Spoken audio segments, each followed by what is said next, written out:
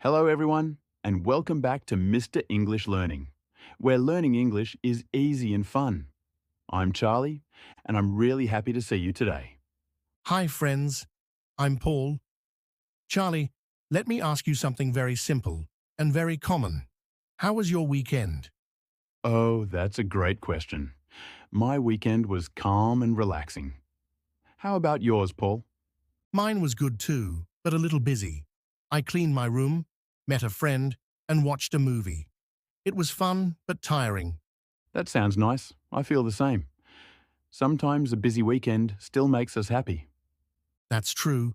And this question, how was your weekend, is very important in daily English. Yes, people ask this at school, at work, or when meeting friends. You can answer in many easy ways. For example, you can say, it was great, it was good, or it was relaxing. And if it was not so good, you can say, it was okay, or it was a bit stressful. That's normal too. Exactly. We don't need big or difficult words. Simple English is enough. Paul, do you remember a weekend that helped you feel better? Yes, I do. Last month, I felt tired and sad. That weekend, I slept well and spent time with my family. That's really nice. Family time can change our mood. It really did. I learned that weekends are not only for fun, they are also for rest. I agree. When we talk about our weekend, we also share our feelings.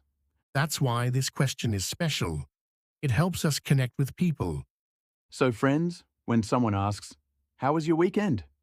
Don't be afraid to answer. Yes, speak slowly, speak honestly. Your English will improve step by step. Remember, small conversations build big confidence. That's true. Practice every day, even with simple questions.